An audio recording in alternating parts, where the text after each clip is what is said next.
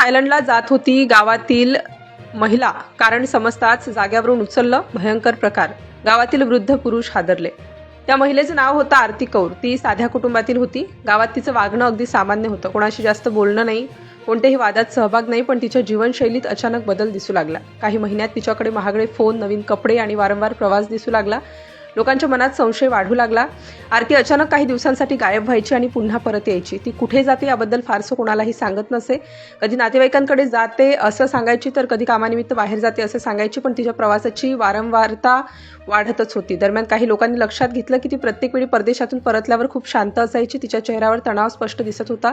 गावात काही जण म्हणू लागले की ती एखाद्या मोठ्या कामात अडकली आहे, पण नेमकं काय सुरू आहे हे कोणालाच समजत नव्हतं.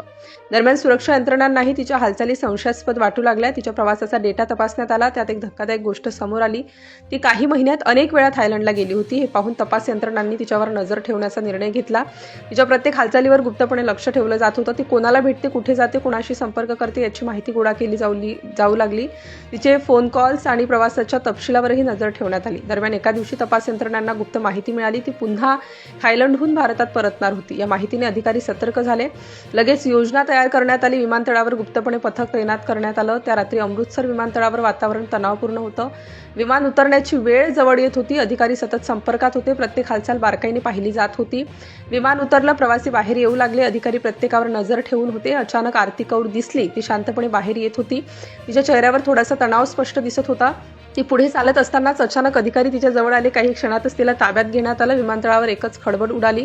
प्रवासी थांबून पाहू लागले. नेमकं काय घडलं हे कुणालाच समजत नव्हतं. तिला तात्काळ एका वेगळ्या खोलीत नेण्यात आलं. तिथे तिची चौकशी सुरू झाली. सुरुवातीला ती काही बोलत नव्हती, पण तपास सुरू राहिला. अधिकारी तिच्या सामानाची तपासणी करू लागले. तिच्या बॅगेत काही संशयास्पद वस्तू आढळल्या. अधिकारी अधिक सतर्क झाले. प्रत्येक वस्तू काळजीपूर्वक तपासण्यात आली. वातावरणात तणाव वाढत होता. तपास करत असताना अधिकाऱ्यांना काही पॅकेट्स सापडले. ते अत्यंत काळजीपूर्वक लपवण्यात आले होते. हे पाहून अधिकारी चकित झाले. पॅकेट्स उघडण्यात आले. त्यात काही पावडरसारखा पदार्थ आढळला. लगेच त्याची तपासणी करण्यात आली. तपासणी दरम्यान अधिकाऱ्यांचा संशय अधिकच वाढला. वातावरण अधिक गंभीर झालं. आरती कौर शांत बसली होती. दरम्यान तिची अधिक चौकशी करण्यात आली. ती सुरुवातीला काही बोलण्यास तयार नव्हती, पण तपास सुरूच होता. अधिकाऱ्यांनी तिला तिच्या प्रवासाबद्दल विचारलं. ती टाळाटाळ करू लागली, पण अधिकारी हार मानायला तयार नव्हते. काही वेळानंतर ती थोडी घाबरली. तिच्या चेहऱ्यावर चिंता दिसू लागली. दरम्यान तपास यंत्रणांनी मिळालेली माहिती समोर ठेवली. तिचे परदेशातील संपर्कही तपासण्यात आले.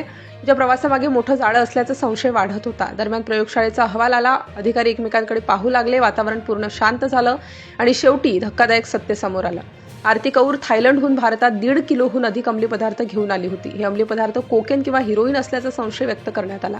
तिच्या चौकशीत आणखी धक्कादायक माहिती समोर आली. तिचे परदेशातील मोठ्या नेटवर्कशी संबंध असल्याचे उघड झाले. या घटनेने संपूर्ण देश हादरला. सतत थायलंडला जाणाऱ्या त्या महिलेचं कारण समजताच सर्वांच्या पायाखालची जमीन सरकली.